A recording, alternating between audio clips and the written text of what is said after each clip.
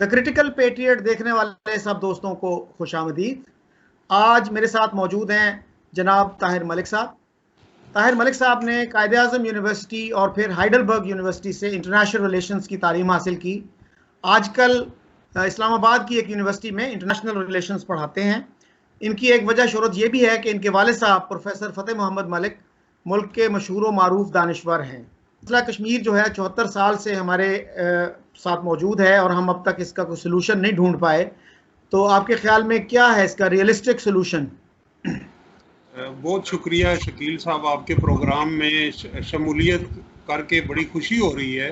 और मैं आपके नाजरीन को यहाँ ये बताता चलूँ कि जब हम कायद-ए-आज़म यूनिवर्सिटी में मैं पढ़ रहा था तो शकील साहब हमारे सीनियर थे और इन जैसे जो हमारे सीनियर थे और उनसे हमने बहुत कुछ सीखा। क्लासरूम के अलावा भी हमने कैंटीन पे भी और गैर रस्मी तौर पे भी बहुत कुछ सीखा और आज तक सीख रहे हैं। तो कश्मीर का जो आपने कहा, देखिए इंडिया और पाकिस्तान के रिलेशनशिप इसके हॉस्टिज समझे जाता है। कश्मीर इशू की वजह से हम इस एक कज़िए की वजह से इसके ताल्लुकात में तनाव है, इससे आगे बढ़ना चाहिए। इस पे जो सीनियर वॉइसेस हैं और अगर आप सर्वे भी कराएं इंडिया पाकिस्तान में तो ज़्यादातर लोगों की यही ख्वाहिश होगी और पूरा रीजन जो साउथ एशिया है वो इसकी वजह से सफ़र कर रहा है। अब मैं समझता हूँ कि एक पॉलिटिकल प्रॉब्लम था और बातचीत दोनों में उस वक्त कायद-ए-आज़म में, नेहरू में चली भी और फिर यूएन आ गया। लेकिन 65 वार के बाद जो मिलिट्री ऑप्शन थी वो पाकिस्तान और इंडिया के दरमियान कश्मीर को लेके उसकी वजह से एक्सट्रीम पे चले गए ये सारे सूरत हाल। लेकिन अब जब पोस्ट कारगिल हम देखते हैं तो कारगिल जंग के बाद पाकिस्तान के जो स्ट्रेटेजिक डिसीजन मेकर्स हैं उनके अंदर कॉन्सेंसस है और वो बरमला इजहार भी कर चुके हैं कि कश्मीर का कोई मिलिट्री सोल्यूशन नहीं है। तो ये भी एक चीज़ पॉजिटिव है। लेकिन इंडिया की तरफ से जो आर्टिकल 370 एबॉलिश किया गया स्पेशल स्टेटस और 35A, तो उसके बाद एक मज़ीद तनाव आया। और अब लेकिन मुस्बत बात ये है कि सीज़ फायर हुआ है और बातचीत बिहाइंड द सीन हम देखते हैं कि ट्रैक टू डिप्लोमेसी और बिहाइंड द सीन कुछ एक्टिविटी है।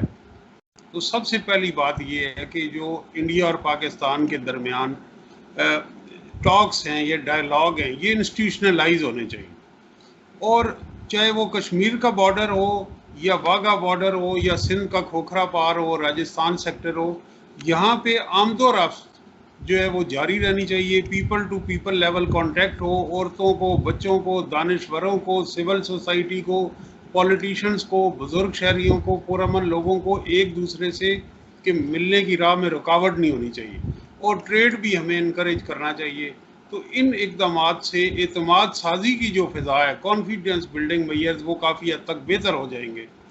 तो दूसरे स्टेप में डीमिलिटराइजेशन होनी चाहिए। वो जो पाकिस्तान के ज़ेर इंतज़ाम कश्मीर है और इंडिया के ज़ेर इंतज़ाम कश्मीर, दोनों को डीमिलिटराइज कर दिया जाए और कश्मीर के लोगों को ऑटोनमी दी जाए, उनके सियासी हकूक़ दिए जाएँ, ह्यूमन राइट्स की सिचुएशन बेहतर की जाए, मीडिया पे कर्ज बेहतर किया जाए, तो इससे बहुत बड़ी एक चेंज आएगी। और वैसे भी देखें ह्यूमन ट्रेजेडी है कि कश्मीर जो पाकिस्तान और इंडिया से मुल्क है, वहाँ के लोग अपने प्यारों को दरमियान में दरिया है तो ऊंची आवाज़ में बोलने की कोशिश करते हैं, दरिया के शोर में आवाज़ें दब जाती हैं, दूर से हाथ हिलाते हैं। तो ये एक ह्यूमन ट्रेजेडी भी है। तो ये मसला हल हो या ना हो, दोनों को सिविलाइज तरीके से बिहेव करना चाहिए मेरे ख्याल में। बिल्कुल सही। अच्छा मलिक साहब, मुझे याद पड़ता है कि MB नकवी साहब हमारे एक बड़े सीनियर कालम नवीस थे। उन्होंने 88 में हेरल्ड में एक मजमून लिखा था, द बेस्ट ऑफ एनिमीज़। तो उसमें उन्होंने ये लिखा था कि 65 में हमने कश्मीर हासिल करने के लिए फोर्स इस्तेमाल करके देखी लेकिन वो नतीजा हमारे हक में नहीं निकला। उस पर जो है हमारी हुकूमतों को ये एहसास हो जाना चाहिए था कि हम अब इसका कोई मिलिट्री हल तो है नहीं, तो अब हम इंटरनेशनल रिलेशन अगर यानी लाइन ऑफ कंट्रोल को इंटरनेशनल बॉर्डर मान लें तो ही हम आगे बढ़ सकते हैं। लेकिन वो अयूब खान भी वो जुर्रत ना कर सके और फिर ये भी सुनने में आता है कि इंदिरा गांधी ने भुट्टो साहब से शिमला में यही बात की कि हम जो है इसको इंटरनेशनल बॉर्डर मान लें और वी मूव अहेड। लेकिन भुट्टो साहब ने कहा जी मैं अगर इस तरह यहाँ पे साइन करके चला गया तो कौम जो है वो मेरी तिक्का बोटी कर देगी। आपके इल्म में है ऐसी कोई बात, और क्या भुट्टो साहब ने कुछ इस तरह से कोई इरादा था उनका कि मसला कश्मीर का इन लाइंस पे कोई हल निकल सके?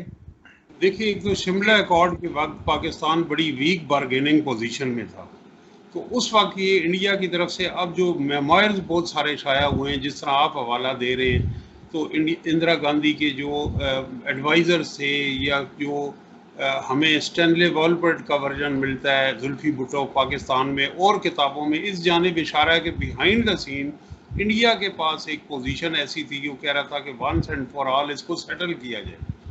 और भुट्टो साहब की कोशिश थी कि सिर्फ मशरकी पाकिस्तान में जो प्रिजनर्स ऑफ वार हैं और जो पाकिस्तान का इलाका है वो रिकवर किया जाए।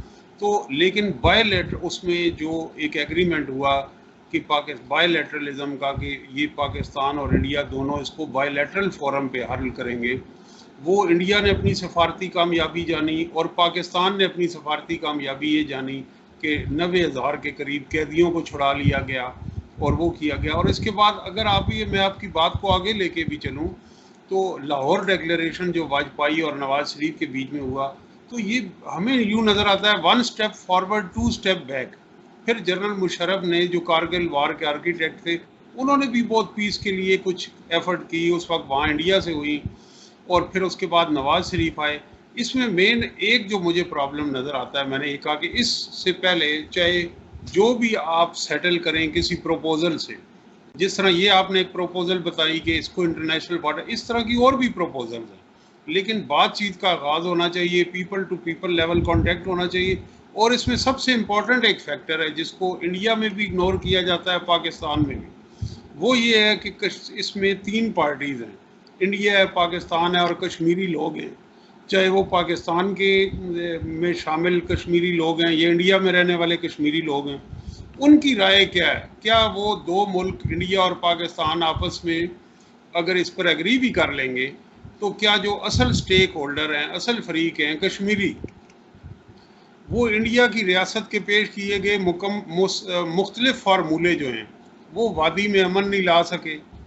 तो इसी तरह वहाँ मिलिट्राइजेशन है, वहाँ एक्सट्रीमिज़म है, वहाँ टेररिज्म भी है। और वो इस तो मेरी राय में कोई भी जो इसके पेशरफ्त हो, उसमें कश्मीरियों को शामिल करना, उनकी राय को अहमियत देना इंतहाई है। अब मुझे इंडिया के टॉक शोज़ में जाने का इत्तेफाक हुआ, तो वो वहाँ कोई 4-5 लोग बैठे होते हैं, कहते हैं कश्मीर में बहुत बिल्कुल हालात नॉर्मल ये होगी। तो मैंने कहा आपने पैनल में एक भी कश्मीरी नहीं लिया, आप अभी कॉल मिलाएं और किसी को ले लें, चाहे प्रो गवर्नमेंट को ही ले लें। जब आपको इतनी भी इजाज़त नहीं है कि आप इंडियन स्क्रीन पे, मीडिया पे कोई Kashmir voice, genuine Kashmiri voice दिखा सकें, तो बात ये कि ये स्टेट्स दोनों जो हैं, इंडिया और पाकिस्तान, ये कश्मीरी वॉइसेस को उसका डिसरिगार्ड करते हैं, उन्हें अहमियत नहीं देते। तो कोई भी ड्यूरेबल पीस नहीं हो सकता। जब उसके लिए ज़रूरी ये है कि आप कश्मीर के लोगों को, जिस तरह आप देखें, उनके डिजिटल राइट्स, उनके ह्यूमन राइट्स, उनके पॉलिटिकल राइट्स, इकोनॉमिक्स राइट, वो सब जो आपने सस्पेंड किए हुए उनको बहाल करें और लोगों के उन ट्रेड को इनकरेज करें, और कश्मीर के लोगों के, चाहे वो उधर हों या इधर हों, आपस में उनके राब्तों को दोनों रियासतों को चाहिए कि फैसिलिटेट करें, रुकावटें न डालें। लेकिन मलिक साहब, ये अली गिलानी को मैंने कई दफ़ा टीवी पे देखा है, इंडियन टीवी पे, और भी जो लीडर्स हैं उनके, वो आते रहते हैं टीवी पे। क्या ये कोई पाबंदी, रिसेंट कोई पाबंदी है, क्या है? सर, ये जो इंडिया के में टॉक शोज होते हैं, जो अभी वो एक उनके मशहूर एंकर हैं अर्नब गोस्वामी, और उनके और 2-3 और जो देख लें, जो बड़े बिल्कुल एक बीजेपी का माइंडसेट और फॉरेन पॉलिसी एजेंडा उसको वो प्रमोट करते हैं। उनके पिछले आप साल के प्रोग्राम उठा के देख लें, आपको याद होगा कि राहुल गांधी को बोर्ड कर दिया गया था, इंडिया के अपोजिशन मेंबर पार्लियामेंट है, उनको त्यारे से उतार दिया, कश्मीर में जाने नहीं दिया, जिसका बाप दादा कश्मीरी ओरिजिन का है, नेहरू फैमिली की वहाँ बड़ी डायनेस्टी है। और आपको ये भी याद होगा अरुंधति राय को भी नहीं जाने दिया था। और इंटरनेशनल ऑब्जर्वर्स, ह्यूमन राइट्स जो तंजीमें हैं, एक्टिविस्ट हैं, उनकी भी कश्मीर तक रसाई नहीं है। तो ये कोई इतना आसान बात नहीं है। और वो हर लिहाज से एमनेस्टी इंटरनेशनल से लेके यूएस कांग्रेस की ह्यूमन राइट कमेटीज़ की रिपोर्ट देख लें, तो कश्मीर में India has something to hide. इसीलिए वो वहाँ पे फ्री एक्सेस नहीं दे रहे। और इंटरनेशनल स्टोरीज, ये सिर्फ एक पाकिस्तान की बात नहीं है, इंटरनेशनल स्टोरीज भी वहाँ पे लगी हैं। और इवन जो प्रो इंडिया वहाँ फैमिलीज थी जो पावर में रही हैं, उनको हाउस अरेस्ट किया गया। अली गिलानी को छोड़ दें आप, जो उमर अब्दुल हैं और उसके वालिद फारूक अब्दुल हैं, उनकी तहरीर व तकरीर पे, उनकी फ्रीडम ऑफ मूवमेंट पे जो पाबंदियाँ इंडियन स्टेट्स ने लगाई हैं, महबूबा मुफ्ती पे लगाई हैं, उनकी हम बात करें, वो इंडियन स्क्रीन पे उनको मौका नहीं मिलता, तो अली गिलानी तो एक और तरफ। तो जो ट्रैक रिकॉर्ड है दोनों स्टेट्स का, इंडिया और पाकिस्तान का, ह्यूमन राइट्स के हवाले से, वो कोई मिसाली नहीं। अच्छा सर, आपने बात की कि वहाँ पे जो मसाइल हैं, और कुछ मसाइल तो शायद रीसेंट होंगे, लेकिन उससे पहले तो खैर वो आते रहे हैं टीवी चैनल्स पे। अली गिलानी के मैंने कई इंटरव्यूज देखे। यासीन मलिक जो हैं, वो रजत शर्मा का जो प्रोग्राम है अवाम की अदालत या आपकी अदालत, उसमें भी वो गए हैं। अच्छा सर, पाकिस्तानी साइड मैंने बताया सर, वो नहीं हुआ, राहुल गांधी को वहाँ ऑफ बोर्ड नहीं किया गया, उन्हें कश्मीर जाने दिया गया। नहीं, वो तो मतलब रिसेंट एक हुआ है वाकया। आप देखिए ना, डॉक्टर फारूक अब्दुल्ला, उमर अब्दुल्ला, उनको हाउस अरेस्ट किया गया है, उनको फोन पे भी बात करने नहीं दी गई। ये फैक्ट्स हैं, ये आप उनके ट्विटर अकाउंट से चेक कर सकते हैं। और जिन अली गिलानी साहब का कह रहे हैं, अली गिलानी साहब भी हाउस अरेस्ट हैं, वो कोई आज़ाद फिजा में ऐसा नहीं। उन्हें कश्मीर की मस्जिद में नमाज पढ़ने की इजाज़त नहीं, मीर वाइज को नहीं, यासीन मलिक को नहीं।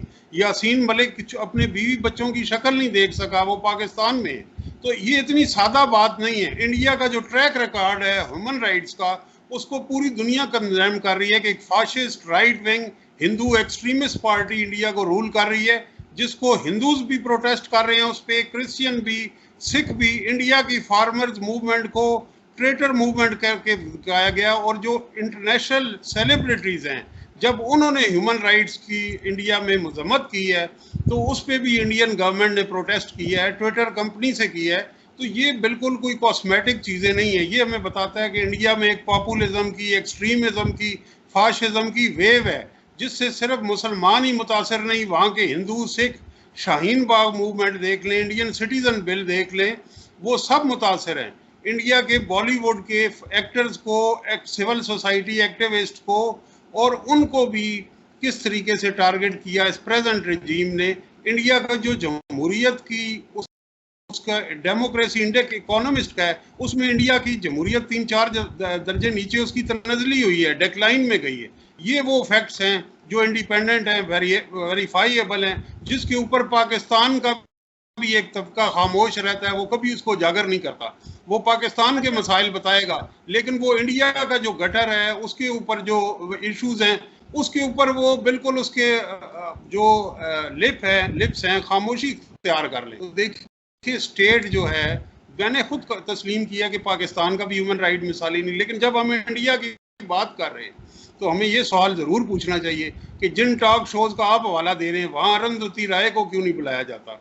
वहाँ अरुंधति राय को उन कश्मीर के अंदर रसाई क्यों नहीं दी जाती जाने की? आई विश कि मेरे साथ कोई इंडियन पैनलिस्ट भी होते, तो वो जो इंडिया की सिचुएशन है वो आपको बेहतर एक्सप्लेन करते। लेकिन सर, ये जो फैशिज्म वाला चार्ज है ना, ये बड़ा इंटरेस्टिंग है। ये जिन्ना साहब ने भी लगाया था कांग्रेस पे। आज हमें कांग्रेस बहुत अच्छी लगना शुरू हो गई है। उन्होंने कहा था ये ग्रैंड फाशिस्ट काउंसिल है जो कांग्रेस है, और ये जो गांधी हैं ये मुसलमानों को क्रश करना चाहते हैं। आज हमारे प्राइम मिनिस्टर कहते हैं जी ये गांधी का और नेहरू का इंडिया नहीं है। सर, वो उस इंडिया को भी हमने कभी क्रेडिट नहीं दिया था, वो भी फाशिस्ट ही था। नवाब वक्त ने 2009 में, सर सुनिए, 2009 में नवाब वक्त ने लिखा India is a फनेटिकल Hindu state, और उस वक्त मनमोहन सिंह जो है वो वहां पे प्राइम मिनिस्टर था। तो ये सर हमारा रिकॉर्ड भी यही है कि हमने कभी नहीं माना कि इंडिया एक डेमोक्रेसी है। भुट्टो साहब ने 68 में कहा था कि campaign of extermination is going on in India. तो सर ये हमारा, तो हमने कभी नहीं माना इंडिया को कि ये जमहूरियत है। पूरी दुनिया मानती रही कि ये जमहूरियत है, हमने माना है सर। बिल्कुल आप दुरुस्त कह रहे हैं, लेकिन मैं ये कहूँगा अगर आप सिलेक्टिवली सिर्फ जिन्ना के बयानात लेंगे, पॉलिटिशियन इलेक्शन कैंपेन में, मीडिया में और मुख्तलिफ कैफियात में मुख्तलिफ बातें कहते हैं, अक्सर कॉन्ट्राडिक्टरी होते हैं। मैं एक्सेप्ट करता हूँ जवाब, लेकिन सिर्फ ये जिन्ना के नहीं है, ये आज के नरेंद्र मोदी से लेके पटेल तक और नेहरू तक आपको उनके तजादात भी मिल जाएंगे, 1000 मिल जाएंगे, और जिन्ना के भी मिल जाएंगे। अब बात ये है कि इंडिया में जब मैं सिर्फ ये कह रहा हूँ सर, आप मुझे जरा थोड़ा 1 मिनट, जब इंडिया में इमरजेंसी लगेगा, हम सब तस्लीम करते हैं कि इंडिया जमहूरियत है, वहां आज तक मिलिट्री ने इंटरवीन नहीं की, लेकिन जब वहां इमरजेंसी लगेगी, जब गोल्डन टेम्पल पे हमला होगा, जब इंडियन सिटीजन बिल लाया जाएगा, जब कश्मीर का स्पेशल स्टेटस जो कॉन्स्टिट्यूशन में गारंटी दिया गया, तो फिर हम क्या कहेंगे उसको?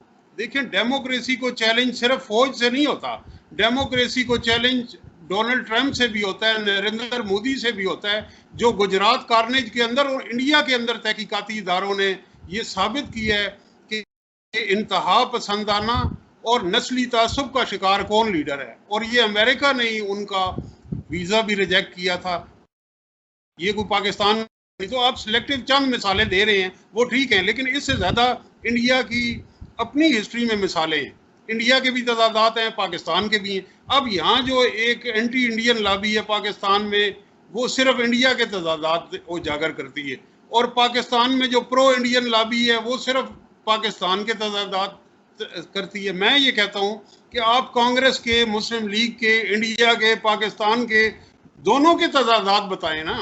आप बताएं कि वो इंडिया जो एक सोशलिस्ट मोड में था और जो नॉन अलाइंड था, वो आज अमेरिका की झोली में बैठा हुआ है। इससे ये कोई मामूली तजाद है?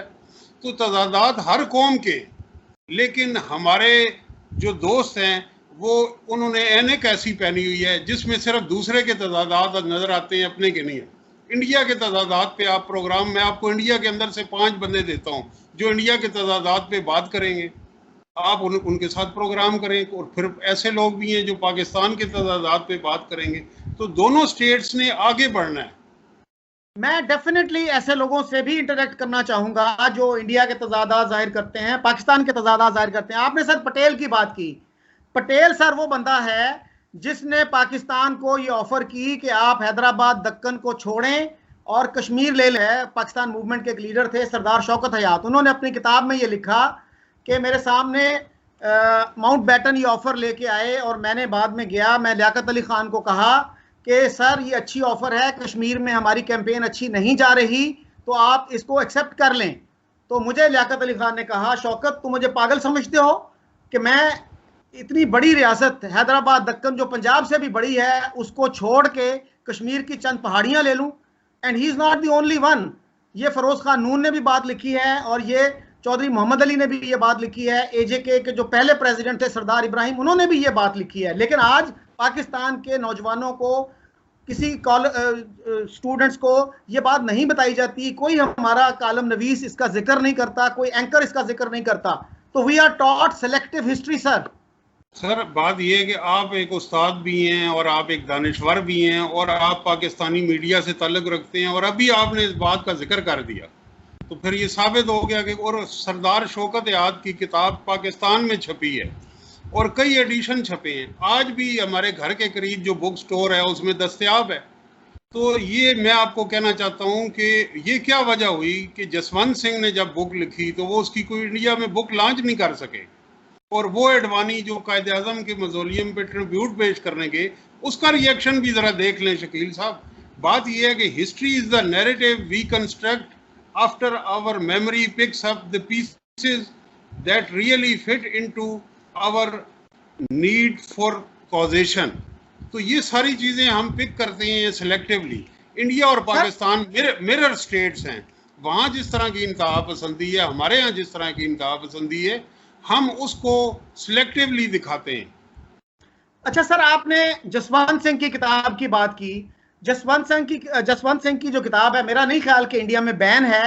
मैं आपकी तवज्जो एक और मसले की तरफ, मैंने ये नहीं कहा कि बैन है, मैंने ये कहा कि बुक लॉन्च के ऊपर बदमजगी हुई, हमले हुए, बीजेपी से निकालने की बातें हुई और नोटिस भी सर्व हुए। तो सिर्फ ये कह रहा हूँ कि ये एक ही धरती थी 47 से पहले। जो हिंदू मुस्लिम रवैया है, कोई एक मुल्क स्विट्जरलैंड का नहीं था और दूसरा जापान नहीं था।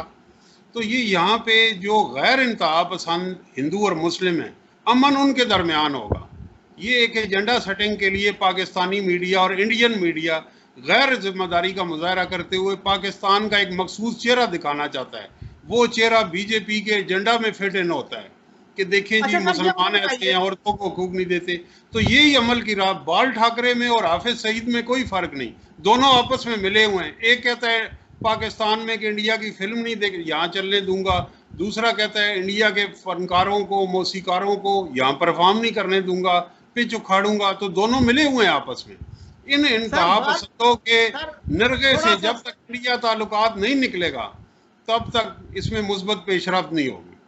सर थोड़ा सा फर्क है बाल ठाकरे में और हाफिज सईद में। सर दुनिया ने बाल ठाकरे को कभी टेररिस्ट डिक्लेयर नहीं किया, हाफिज सईद को अमेरिका ने, यूएन ने टेररिस्ट डिक्लेयर किया।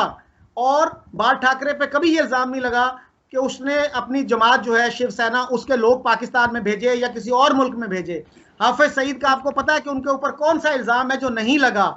जी, तो सर अब ये इसका जो ना जवाब फॉल्स सुन लें इक्विवेलेंस आप। प्लीज ना आप करें। कंफ्यूज कर गए हैं कि बाल ठाकरे की आरएसएस जो तंजीम है वो इंटरनेशनल स्टैंडर्ड में एक एक्सट्रीमिस्ट ऑर्गेनाइजेशन है, इंतहा पसंद टेररिस्ट ऑर्गेनाइजेशन है। आरएसएस, बीजेपी और चीज़ है, आरएसएस और चीज़ है।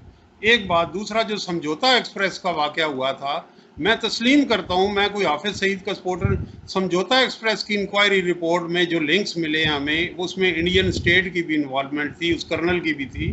तो बदकिस्मती से ये जो चीज़ें हैं ये कोई ज़्यादा मुस्बत नहीं है, इनको ख़त्म होना चाहिए इस इंतहा पसंदी के एजेंडे को। तो ये इंतहा पसंदी हमें दोनों तरफ मिलती। जो इंडियन आर्मी के फौजी गोल्डन टेम्पल में जाके गोल्दियाँ बसाते रहे हैं वो भी एक इंतहा पसंदी थी, जबर थी। ऐसी मिसालें पाकिस्तान में भी हैं, उधर भी।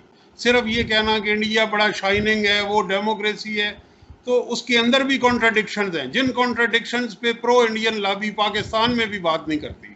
क्यों नहीं करती? ये बात मेरी समझ से बालातर है। अच्छा ताहिर साहब, आपने कहा कि बाल ठाकरे की पार्टी आरएसएस है। मैं यहाँ थोड़ी सी आपकी करेक्शन कर दूं, बाल ठाकरे की पार्टी आरएसएस नहीं है, उनकी पार्टी जो है वो शिवसेना है। और आशिफ से शिवसेना सही कह रहे हैं। ओरिजिनली जो है ना वो एक, यानी वहां का जो सूबा है ना उनका, महाराष्ट्र, उसके जी जी, राइट्स को लेकर उठी थी। और बिल्कुल, मैं उनका, कंफ्यूज कर गया। हाँ, आप ठीक कह रहे हैं। मुस्लिम आप से कोई ताल्लुक नहीं तो था। उसके बारे सर में आप आप, बता दीजिए कि शिवसेना और आरएसएस क्या क्या कैसी तंजीम है, उन पे जरा आप रोशनी डाल दीजिए। मैं रोशनी ये डाल सकता हूं कि उन्होंने कभी पाकिस्तान में या किसी मुल्क में अपने मिलिटेंट्स को नहीं भेजा।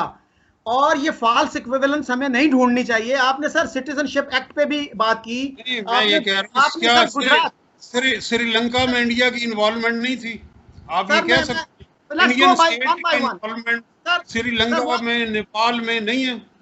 सर मैं वन बाय वहां वन। स्टेट इन्वॉल्व हुई है। और सर राजीव गांधी उसी का नजर हुए। राजीव गांधी को क्यों वो मारा गया? इतने बड़े लीडर थे वो इंडियन स्टेट की इन्वॉल्वमेंट का नतीजा था। सर मैं कह रहा हूँ one by one we will discuss that. मेरे एक सीनियर दोस्त थे इलियास साहब, वो एक जगह पे मुझे बताने लगे कि मैं किसी डिनर में था, तो मुझे एक ब्रिगेडियर साहब अलहदा ले गए। कहते हैं ये देखो इंडिया का ये मैगजीन है, इंडिया टुडे था गालबन, इसने सारी स्टोरी लिख दी है कि जी हमने किस तरह श्रीलंका में इंटरवेंशन की, इंटरफेरेंस की। तो उस पर वो कहने लगे, कहते हैं सर ये तो आप माने कि इंडिया के मीडिया में इतनी फ्रीडम है कि वो इस चीज को डिस्कस कर सकते हैं, क्या आप हमें इजाजत देंगे कि हम जो अफगानिस्तान में करते रहे हैं तो उस पर हम लिख सकें? तो उस पर उन्होंने मौजू बदल दिया। सर दूसरी बात, सिटीजनशिप पहले एक्ट पे इसका सर जवाब क्या, सुन ले। पाकिस्तान के मीडिया में और अभी देख लें हामिद मीर से लेके आसमा शराजी, जितनी क्रिटिक फॉरेन पॉलिसी में होता है इंडियन डेमोक्रेसी में भी नहीं होती। और अगर जो करते हैं उन पे ट्रेजन के मुकदमात इंडियन जर्नलिस्ट पे बनाए गए हैं।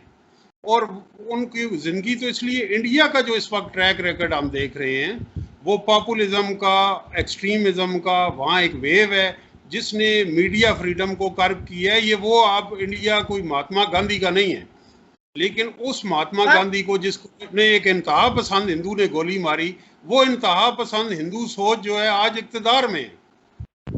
सर ये मुझे बताइए कि हामिद मीर से अगर आप प्राइवेटली मिलें, उससे पूछिए कितनी फ्रीडम है, जियो ने उसको क्यों प्रोग्राम करने से मना कर दिया, आसमा शराजी क्या फील करती है? हम ये मिलने के साथ साथ हम बरखत हद से भी मिलेंगे ना, जिसने ट्विटर पे कहा कि मैंने मोदी की जो पॉलिसी है, बरखत हद की बुक पढ़ी है मेरे पास अभी ले, जो भी रिसेंटली उन पे एंटी स्टेट का चार्ज लगा है कि भाई उन्होंने क्रिटिक की है कि कोविड पॉलिसी जो है वो उसके अंदर वीकनेसेस हैं, फेलियर्स हैं, लैक्यूनस हैं। और जो दिल्ली में FIR काटी गई हैं हुकूमत के ऊपर के उन्होंने कोविड क्राइसिस के अंदर जो मिसमैनेजमेंट है, तो जो पोस्टर बैनर लगे हैं उनके ऊपर भी FIR है, और जो प्रिंटिंग प्रेस जिन्होंने छापे हैं उनके ऊपर भी हुआ है। तो सिर्फ आप एक साइड के व्यू जो है वो ले रहे हैं, और वो मैं समझ सकता हूँ कि हमारे यहाँ एक इंडिया के जो कोई नेगेटिव चीज बताई जाती है तो लोग बेचारे अनईजी होना शुरू हो जाते हैं। भाई इंडिया में पाकिस्तान के इश्यूज हैं। इस वक्त मोदी एक इंतहा पसंद लीडर है जिसने जमहूरियत पे वार किया, जिसने इंडिया की सहाफत पे, मीडिया पे वार किया। हम ये बात क्यों नहीं बताना चाहते? हो सकता है आपके इंडिया में बहुत सारे फॉलोअर्स हों, उनको भी ये बातें पता है, उनको ये रोशन चेहरा इंडिया का जो इस वक्त मोदी के यलगार में है, ये उनको पता है। सर मैं सिर्फ ये गुजारिश कर रहा हूं, अगर ये कंप्लेंट्स पाकिस्तान में आज पैदा हुई होती, I would give them a lot of credibility. लेकिन सर ये आज नहीं पैदा हुई, ये 70-75 साल से जारी हैं। आपको मैं 10 साल पुराना अखबार दिखा देता हूं, 20 साल पुराना अखबार दिखा देता हूं, यही चीज थी। भुट्टो साहब का मैंने आपको कोट किया, जब कांग्रेस वहां पे हुक्मरान थी, उसने कहा campaign of extermination is going on. तो सर क्रेडिबिलिटी, सर नवाब चौधरी साहब को देख लीजिए। आप नवाब वक्त तो बता रहे हैं, आप ये बताइए ना कि इस पे नेटफ्लिक्स पे मूवीज बन चुकी हैं और भी हैं कि 1975 में जो इंदिरा गांधी इमरजेंसी थी उस पर जर्नलिज्म में क्या हुआ, और ये जो आपको वर्ग नजर आती है ये सब आप, मैं यही कहूँगा कि आप इंडिया की एक मिसाल देंगे। पाकिस्तान क्यों नहीं हम एक्सेप्ट करते कि पाकिस्तान, इंडिया में आज तक जमहूरियत, कभी वहाँ मार्शल लॉ नहीं लगा, लेकिन जमहूरियत के अंदर जमहूरियत के खिलाफ वार माजी में होते रहे, इमरजेंसी हो या आज की जो सूरत हाल हो। तो जो ये इसके ऊपर जो फ्रेंच ऑथर्स हैं, क्रिस्टोफ जेफरले और दूसरे जो प्रोफेसर हैं जो इंडिया और पाकिस्तान से ताल्लुक़ नहीं रखते, जो पॉलिटिकल साइंस के प्रोफेसर हैं वेस्ट में, उन्होंने भी इसके ऊपर बेस लिखी है। अभी BJP messengers of faith, Harvard university के एक प्रोफेसर अमेरिकन ने लिखी है किताब, वो एक्सेप्ट कर रहे हैं कि इंडियन डेमोक्रेसी जो है उसको आज एक बहुत बड़ा खतरा है। सर मैं ये कह रहा हूँ, पिछले 20 साल में जो वेस्ट में किताबें छपी हैं, इंग्लैंड में, अमेरिका में, फ्रांस में, वो सारी देख लीजिए, वो पाकिस्तान की क्या पिक्चर पेंट करती हैं, क्या इमेज है पाकिस्तान का सर। और पाकिस्तान का जहां तक ताल्लुक है सर, पाकिस्तान में मुझे ये बता दीजिए, आज से 20 साल पहले, 25 साल पहले, 30 साल पहले किसी ने कोई पॉजिटिव चीज की? जब नेहरू और गांधी का इंडिया था उस वक्त किसी ने तारीफ की? हम तो यही सुनते आए हैं कि जी कांग्रेस मुसलमान, सर कांग्रेस जो है ना सर पाकिस्तान बनाने का मकसद क्या था कि जी कांग्रेस मुसलमानों की दुश्मन है, ये क्रश करना चाहती है। इन्होंने 1937 में मिनिस्ट्रीज बनाई थी और इन्होंने मुसलमानों को क्रश किया, अनस्पीकेबल एट्रोसिटीज की। सर अब हमें कांग्रेस क्यों अच्छी लगनी शुरू हो गई है, नेहरू और गांधी क्यों अच्छा लगना शुरू हो गए हैं, ये मुझे बताइए प्लीज। ये तो एक हिस्टोरिकल डिबेट आप कर रहे हैं ना, उसके लिए एक अलग प्रोग्राम कांग्रेस ने एक्सेप्ट किया पार्टीशन प्लान, उन्हें क्या मजबूरी थी, वो ना करते जिनात से। तो बात ये है कि कैबिनेट मिशन प्लान एक्सेप्ट कर लेते, वो पार्टीशन फार्मूला एक्सेप्ट ना करते। लेकिन ये एक तारीख के डिफरेंट नैरेटिव्स हैं, तनाजर हैं, उसमें 2-3 व्यू हैं। इंडिया का भी एक व्यू है, पाकिस्तान का भी। सर बात वहीं से शुरू हुई। आपने कहा कि कांग्रेस मुसलमानों की दुश्मन है, ये क्रश करना चाहती है और ये हमें जीने नहीं दे रही। सर पाकिस्तान की टेक्स्ट बुक्स में जितनी नफरत कांग्रेस के खिलाफ है, नेहरू गांधी के खिलाफ है, बीजेपी के खिलाफ नहीं है। मैं आपसे एग्री करता हूं। सुन लीजिए प्लीज, सुनिए आप मेरी। आपने कहा कि जी अपना जिन्ना साहब ने एक्सेप्ट कर लिया था कैबिनेट मिशन प्लान, प्लीज उसको पढ़िए। पहले उन्होंने कंडेम किया, ये 16 मई को आया था, 22 को उन्होंने कंडेम किया, उसके बाद फिर उसको एक्सेप्ट किया। एक्सेप्ट करते वक्त क्या कहा, पाकिस्तान हमारा जो है अनअल्टरेबल गोल रहेगा। तो what kind of acceptance was this sir? एक तरफ आप एक्सेप्ट कर रहे हैं और दूसरी तरफ कांग्रेस ने क्यों रिजेक्ट कर रहे हैं आप ये भी बताएं। आप जिन्ना का तो बता रहे हैं, कांग्रेस ने क्यों ऐसे रिजेक्ट किया, क्या वजूहत थी? कांग्रेस ने इसलिए रिजेक्ट किया, और ये मुझे सरदार शौकत हयात ने बताया कि उसने कहा कि मुझे नेहरू ने एक दफा बुलाया और मुझे कहने लगा कि हम अगर इकट्ठे रहें, partition is too big a decision to be taken in haste, तो क्या हम इकट्ठे रहें, उसके बाद हम देखें कि अगर हम नहीं इकट्ठे चल सकते तो हम भाइयों की तरह अलहदा हो जाएं। तो उस पर वो कहता है कि मैंने कहा इज मेक सेंस। तो मैं कहता जी गया कायदे आजम के पास और उनके सामने ये रखा, तो वो कहता है मुस्कुरा पड़े कि मुझे पता है किसका दिमाग बोल रहा है तुम्हारे पीछे, तो कल तुम ये रखना चीज तो मैं तुम्हें सपोर्ट करूंगा। तो मैंने कहता जी तकरीर शुरू की तो मौलाना हसरत मोहानी खड़े हो गए कि ये लौंडा क्या बकवास कर रहा है। उस पर कायदे आजम ने कहा शट अप मौलाना, वो बैठ गए। तो बहरहाल वो मुस्लिम लीग ने वो करारदाद एक्सेप्ट कर ली, अगरचे वो उस कंडीशन के साथ की कि जी पाकिस्तान अब भी हमारा वो गोल रहेगा वगैरह वगैरह। तो मैं कहता जी पंडित नेहरू के पास गया और मैंने कहा जी पंडित जी मुबारक हो, मुस्लिम लीग मान गई। तो पंडित जी ने कहा Shaukat it is too late. मैंने कहा जी क्या हुआ? कहता जी पटेल नहीं मानता। तो मैंने पूछा कि पटेल का क्या व्यू है? उसने कहा जी पटेल का व्यू ये है कि अगर जिस्म के एक हिस्से को गैंग्रीन लग जाए तो उसको काट फेंकना ही बेहतर होता है बजाय इसके कि पूरा जिस्म मुतासर हो। तो मुस्लिम लीग ने अलहदगी का जरासीम इतने फैला दिए थे कि उन्होंने कहा कि जनाब इनको अलहदा करें तो फिर ही ये इंडिया को चलने देंगे, वरना ये नहीं चलने देंगे। That was the reason. और कायदे आजम ने खुद सर एक से ज्यादा मरतबा, सुन लीजिए आप प्लीज, एक से ज्यादा मरतबा कहा अगर पाकिस्तान ना बना तो इंडिया से मुसलमान भी अनाइलेट हो जाएंगे, इस्लाम भी अनाइलेट हो जाएगा। फिर उन्होंने कैबिनेट मिशन कैसे मान लिया, ये नहीं मुझे समझ में आती। कितना बड़ा तजाद है ये। आपको ये कहना चाहता हूँ कि सिर्फ एक वर्जन पे कि शौकत याद ने ये कहा हिस्ट्री, इस तरह के और उनके कॉन्ट्राडिक्टरी भी वर्जन होंगे। अब बात ये है कि दोनों मुल्क बन गए। मेरा पॉइंट ये है sir, Shaukat Hayat was a leader of the Pakistan movement, not of Indian Congress, not of BJP. एक ओपिनियन, उनकी एक ओपिनियन है सर, ओपिनियन नहीं है, ये फैक्ट है उनका। उन्होंने ही नरेटेड हिज इंसिडेंट। फैक्ट होता है ये पहली बात। तो क्या ओपिनियन फैक्ट होता है? अगर आप सर जस्ट अ मिनट, अगर आप अपनी बायोग्राफी में एक वाकया लिख रहे हैं, ठीक है, वो एक फैक्ट के तौर पे लिखेंगे कि ओपिनियन के तौर पे लिखेंगे? ओपिनियन तो ये होती है कि यार ये मेरे ख्याल में अच्छा आइडिया था, ये बुरा आइडिया था। तो उन्होंने अगर ये लिखा है कि ये मेरी आंखों के सामने हुआ, मेरे साथ हुआ, so this is a fact, this is not opinion sir. Don't confuse fact with opinion. अब बात ये है कि इस उनसे मुतजाद भी ओपिनियन है और उनसे कन्फर्मिंग भी ओपिनियन होंगी। मेरा पॉइंट ये है इंडिया और पाकिस्तान आज एक रियलिटी है और बड़ी बात ये है कि गांधी और जिन्ना, नेहरू और लियाकत अली खान ये नहीं चाहते थे कि दो मुल्क बन जाएंगे और हम दुश्मनों की तरह रहेंगे। इसी से हमें आगे आज पाकिस्तान ना जिन्ना का पाकिस्तान है, ना इंडिया गांधी का इंडिया है। दोनों ने अपने आइडियल्स में अपनी आवाम को मायूस किया। जो आपका पहला पार्ट का था वो बड़ा अच्छा सवाल था कि टेक्स्ट बुक से ऐसा जो मवाद है, मैं आपसे एग्री करता हूँ कि उसको निकालना चाहिए। और मैं आपको शकील साहब एक और बात भी कहता हूँ कि इंडिया की जो टेक्स्ट बुक्स हैं उनका भी ज़रा जायज़ा लीजिए। वहाँ भी पाकिस्तान का अगर ज़्यादा होगा तो वहाँ भी कम नहीं। तो दोनों मुल्कों की टेक्स्ट बुक में जो तजादात है, इंडिया में जिन्ना के बारे में जिस तरह उनकी हिस्ट्री में लिखा गया है और पाकिस्तान की हिस्ट्री बुक्स में हिंदूज़ के बारे में और उधर लिखा गया है, दोनों जो हैं ये नफ़रत को उभार रहे हैं और ये सही रवैया नहीं। तो इससे मैं एग्री, हमें आगे बढ़ना है और आगे बढ़ने के लिए अगर हम तारीख़ के उसमें पढ़े जाएंगे तो इंडिया में वो अनडानी होती है। यहाँ तो गोरे भी आए हैं, 150 साल रहे हैं, अब हम उनका क्या कर सकते हैं? हमलावर और जगह से भी आए।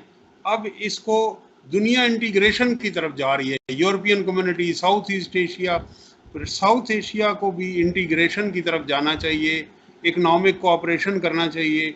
एक पाकिस्तान, एक स्टेबल पाकिस्तान जो दूसरे मुल्कों में मुदाखलत ना करे, ये इंडिया के लिए और ख़िते के लिए ज़रूरी है। और वो इंडिया जिससे छोटे मुल्क ये ना समझें कि हेजेमनाइज कर रहे हैं, ये साउथ एशिया के लिए ज़रूरी है।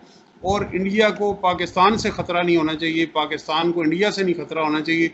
और जो यहाँ पॉवर्टी है एक्सट्रीम, 1/5 ऑफ द ह्यूमैनिटी यहाँ है, जो यहाँ लोग गरीब हैं, बिलो पॉवर्टी लाइन, वो लोगों की तरफ दोनों स्टेट्स को आगे बढ़ना चाहिए और माजी की गलतियों से सीखते हुए बढ़ना चाहिए। इस पे मेरा और आपका इत्तफाक है। तारीख़ के तजादात बहुत हैं, आप तलाश, दुनिया की कौमों में इससे बढ़ के तजादात हैं, हमसे भी गलतियाँ हुई हैं तो, लेकिन अब 2 स्टेट्स बन चुकी हैं और हमें उन स्टेट्स को नॉर्मल स्टेट, अब नॉर्मल स्टेट की तरह नहीं रहना चाहिए और हमें सिविलाइज्ड बिहेवियर रखना चाहिए।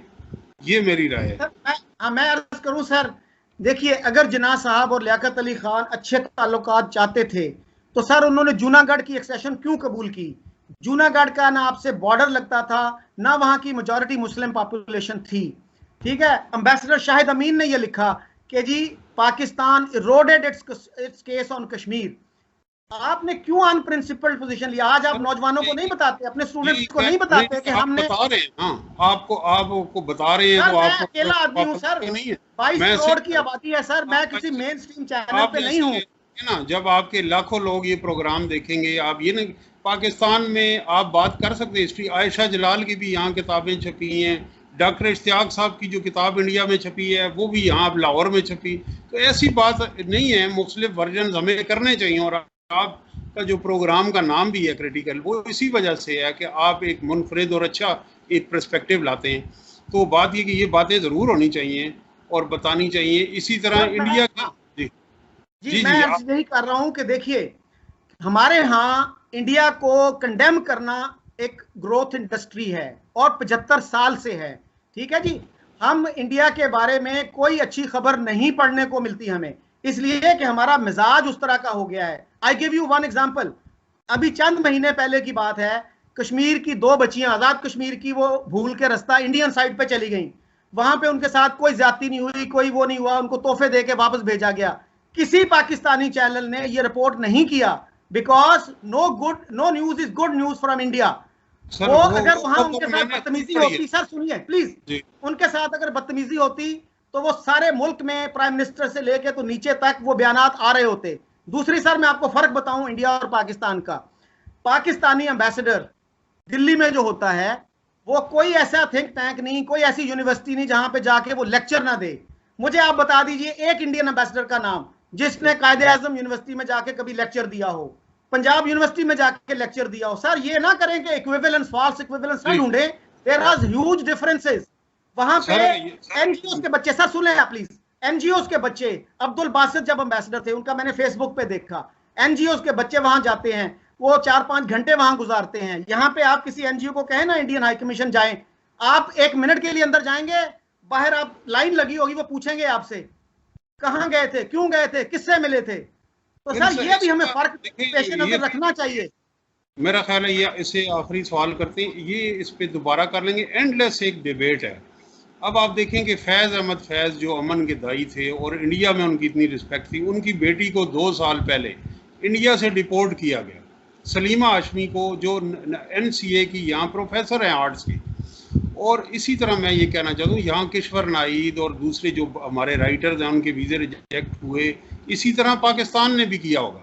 और जो इंडिया का कौमी दिन होता है उसमें यहाँ साफ़ी सिविल सोसाइटी के और सारे जो पॉलिटिकल पार्टीज़ के हैं वहाँ जाते हैं। और अगर पाकिस्तान में ऐसा हो रहा है तो हमें मज़ीद बेहतर करने की ज़रूरत है। लेकिन अगर हम कहें कि वो इंडिया बड़ा सिविलाइज्ड है और पाकिस्तान, दोनों एक मिरर इमेज का शिकार है, जिसके अंदर जो फिंगर पॉइंटिंग उधर है।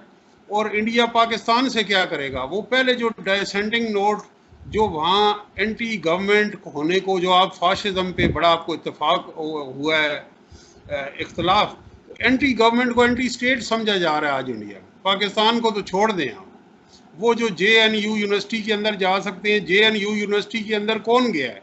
शाहीन बाग मूवमेंट में इलेक्टेड स्टूडेंट लीडर को हॉस्टल में चादर और चार दीवारी का तकद्दस पामाल करते हुए उनको अरेस्ट किया गया और उनके ऊपर सेडिशन ट्रेजन के पर्चे दिए गए। ये JNU यूनिवर्सिटी की तारीख आप, तो इसका कोई मसला नहीं। आप इंडिया के गंद में से एक फूल निकाल के दे देंगे, मैं पाकिस्तान, इसका फायदा क्या? हम कोई प्रोपेगेंडिस्ट नहीं है। हमें बात करनी चाहिए वो जो मेरिट पे हो। जिस खबर का आपने हवाला दिया मैंने यहाँ सोशल मीडिया में पढ़ा, और जो आप खबर बता रहे हैं, मैं अब आपको 3 खबरें बताता हूँ। हमारे ईदी ट्रस्ट ने इंडिया को ऑफर नहीं किया कि आप इसमें के दौरान जब कोविड है कि हमारे रिलीफ वर्कर, हमारे पैरामेडिक्स, हमारी ऑक्सीजन की फैसिलिटी हम इंडिया को ऑफर करते हैं। क्या ये खबर इंटरनेशनली फ्लैश नहीं हुई? ये खबर का आपने क्यों नहीं हवाला दिया? और अभिनंदन जो पायलट यहाँ तोहफे दे के वहाँ बॉर्डर पे गया, उसने इंटरव्यू दिया, कितना अच्छा सलूक मेरे साथ पाकिस्तान के इदारों ने किया। तो ये सिलेक्टिव, जब तक आप इंडिया के गंद में से एक खूबसूरत फूल निकालते रहेंगे और मैं वो करता रहूँगा, नहीं, मैं दोनों स्टेट्स को कह रहा हूँ। बात ये है कि pro India, pro Pakistani, pro peace हों आप, इस खिते को, साउथ एशिया को आगे लेके चलें। ये मखसूस एजेंडे जो हैं, हमें यहाँ अरुंधति राय अच्छी लगती है, उन्हें वहाँ बलोचिस्तान लिबरेशन आर्मी के थे, लेकिन हम आप ये देखें कि इंडिया में कितने नौजवान हैं जिनको उठाया गया और उनकी स्टोरीज लगी हैं कि उनके फ़ोन जो हैं उनके फॉरेंसिक वो किए गए ऑडिट, उनके वो इन डिजिटल राइट से महरूम है कश्मीर के लोग। इस इंडियन डेमोक्रेसी पे जो लोगों को डिजिटल राइट से महरूम कर रही है, कोविड वैक्सीन वहाँ में जो है कैंपेन मुतासर हो रही है, स्टूडेंट की पढ़ाई मुतासर हो रही है, सर्विस स्टेट की मुतासर हो, जो आपको यहाँ बताते हैं। मुझे भी कश्मीरी इंडिया के जो वहाँ सिविल सर्वेंट है प्राइवेटली बहुत कुछ बताते हैं। ऐसी बातें इसलिए हम सिलेक्टिवली यूज करते रहेंगे, ये हो गया वो हो गया, उससे हम आगे नहीं बढ़ सकते। सर मैं टोटली एग्री करता हूं कि सिलेक्टिव नहीं होना चाहिए। मुझे ये बताइए 2014 में यहाँ पे इंडिया के 2 जर्नलिस्ट थे, उनको किसने निकाला यहाँ से? आपके जब आप पीपल टू पीपल एक्सचेंज करते हैं, कितने इंडियंस को वीजा नहीं दिया गया पाकिस्तान का? ठीक है, ये एक तरफा, आप भी एक तरफा बता रहे हैं ना सर? मैंने तो दोनों स्टेट्स की बात की है सर, मैंने दोनों स्टेट। मैं ये कह रहा हूँ कि अगर फैज अहमद फैज की बेटी इंडिया से डिपोर्ट हो रही है तो इंडिया के लिए शर्म का मकाम है। ये इंडिया के लिए, जो फैज अहमद फैज साउथ एशिया का सबसे बड़ा मॉडर्न शायर है, उसकी बेटी को जो प्रोफेसर है लाहौर में, तो शर्म आनी चाहिए इंडिया को कि वो उसकी बेटी को डिपोर्ट कर रहा है। और यहाँ पे जो लेफ्ट के लोग हैं, जो प्रो इंडिया लोग हैं, वो फैज की बेटी की डिपोर्टेशन की मजम्मत करने की भी जरूरत नहीं रखते। सर मुझे ये बताइए कि यहाँ से 2 जर्नलिस्टों आप इसको कंडेम करते हैं? आपने कंडेम किया किसी टॉक शो में जो फैज की बेटी को डिपोर्ट किया गया? मुझे इंडिया के इंटेलेक्चुअल्स ने किया, इंडिया की सिविल सोसाइटी ने किया, लेकिन पाकिस्तान के अंदर प्रो इंडियन लॉबी ने फैज की बेटी की डिपोर्टेशन को कंडेम नहीं किया। क्यों नहीं किया? ये बात बहुत तशवीशनाक है। अच्छा सर, ये मुझे बताइए कि इंडिया के जो जर्नलिस्टों को यहाँ से निकाला गया, उसको आपने कंडेम किया, क्यों निकाला गया? नहीं निकालना चाहिए, ये तो कोई बिल्कुल भी इससे एग्री करता हूँ। पाकिस्तान, इंडिया हो या पाकिस्तान हो, जर्नलिस्ट, डॉक्टर्स, प्रोफेसर्स, राइटर्स, इनको निकालना नहीं चाहिए। चाहे पाकिस्तान ने किया है इंतहाई गलत किया है, इंडिया ने किया इंतहाई गलत किया। मैंने कह दिया। एयर मार्शल असगर खान ने की फैज की बेटी के साथ जो सलूक हुआ उसकी आपने अभी तक मजम्मत नहीं की। सर मैं गुजारिश करूं, मैं सबके कंडेम करता हूं, जो जर्नलिस्टों को निकाला उसको भी कंडेम करता हूं, जो इंडिया ने निकाला उसको भी कंडेम करता हूं। फार्मर मूवमेंट के साथ जो कुछ हुआ इंडिया में, देखिए वहां पे जो फार्मर मूवमेंट में जो इंडिया का दीप सिंह सिद्धू जो है, उसके साथ कर क्या क्रिमिनल इन्वेस्टिगेशन और FIR दर्ज कराई गई है, जो इंडियन स्टार है बॉलीवुड। किसके साथ? दीप सिंह सिद्धू जो है, उसको जो फार्मर मूवमेंट के अंदर जो लोग लीड कर रहे थे, उनके खिलाफ जो क्रिमिनल FIR दर्ज की गई है, peaceful right of protest citizen. तो इस तरह की आपको शकील साहब मेरी दरख्वास्त है कि अगर हम इंडिया पाकिस्तान के गंद में से खूबसूरत फूल तलाश करते रहेंगे तो गंद कम नहीं होगा, वो बरकरार रहेगा। सर पश्तून तहफ़्फ़ुज़ मूवमेंट को आप बुला सकते हैं किसी टीवी चैनल पे? सर पश्तून तहफ़्फ़ुज़ मूवमेंट जो है वो उन्होंने इलेक्शन लड़ा जी, और वो हमारी पार्लियामेंट में, और उनको कॉन्स्टिट्यूशनल राइट्स मिलने चाहिए, उनको टीवी पे आना चाहिए। लेकिन कश्मीर में हुर्रियत कॉन्फ्रेंस के लोग वहाँ इलेक्शन कॉन्टेस्ट नहीं कर सकते, तो ये 2 पैरेलल्स ड्रा नहीं हो सकते। वहाँ जो लोग हैं, जो जेन्युइन लीडरशिप है कश्मीर की, ना वो टीवी पे आ सकती है, ना वोट की पर्ची पे आ सकती है, ना वो घर से बाहर निकल सकती है। सर आपको पता है कि वो कॉन्स्टिट्यूशनल राइट मूवमेंट है, उसको मजीद राइट्स मिलने चाहिए। लेकिन वो हमारे इंतखाबात में हिस्सा लेते हैं, और फाटा रिफॉर्म बिल पेश किया था PTM के लोगों, जो सब पार्टीज ने उसको एक लॉ की शक्ल दे दी।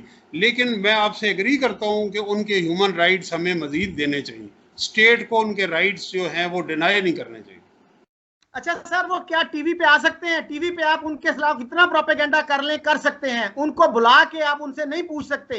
सर हुर्रियत कॉन्फ्रेंस तो वहां पे सेपरेटिज्म की अलंबरदार है ना, उसके बावजूद मैंने इंडियन चैनल्स पे उनके इंटरव्यूज देखे, यहाँ पे आप PTM को किसी चैनल पे नहीं बुला सकते सर? सर जब असेंबली में कोई भी रुकने असेंबली तकरीर करता है तो पार्लियामेंट टीवी क्लिप निकल आते हैं, टीवी पे उन्हें आना चाहिए। लेकिन मैं आपको ये कह रहा हूँ, जिस तरह आप ये फैक्ट भी बताएंगे, जब मोहसिन दावड़ तकरीर करता है असेंबली में तो PTV पार्लियामेंट पे भी आती है, उसका क्लिप भी आता है, और वो सोशल मीडिया पे। अब स्टेट ये कर्म नहीं कर सकती। अब फार्मर मूवमेंट जो है, आप देखें कि वहाँ उसके पेज पे मिलियंस लोगों ने वो उसको लाइव देखा है, तो ये सेंसरशिप अब स्टेट के कंट्रोल में नहीं रहा। और मैं एग्री करता हूँ, इसलिए उनको टीवी पे भी दिखाना चाहिए और उन पर पाबंदियां नहीं होनी चाहिए, मैं एग्री करता हूँ। और सर आपने इसका मुझे कहीं जाना है तो मैंने कहा आप थोड़ा अरसा पहले आपको याद है कितने वो जो थे सोशल मीडिया एक्टिविस्ट जो किडनैप हुए थे, याद है आपको? सर इस तरह है ना शकील साहब, उस पे कहाँ है आजकल? उस पे इंडिया के भी हम डाटा रख लेते हैं साथ पाकिस्तान का, बार बार हम उस पे आ जाएंगे कि वहां भी हुए यहाँ भी हुए। ना इंडिया में होने चाहिए और ना पाकिस्तान में होने चाहिए। हम ये बात क्यों नहीं कहते? सर हम कल ये जो है क्यों ना नहीं कहते कि एक इंडियन मिनट सुनिए स्टेट भी लोगों के राइट अब्यूज करती है? सर कल हम एक डिबेट इसी पे रखते हैं। I will have an Indian panelist ताकि एक बैलेंस तरीके से डिबेट हो। ठीक है जी? बिल्कुल ठीक है। So can we meet at 11 o'clock tomorrow? Sir कल का टाइम हम रख लेंगे, अच्छा उनसे टाइम रख के मैं आपको बता दूं। तो that will be a very balanced debate. चलेंगे ना? ओके, खुदा हाफिज।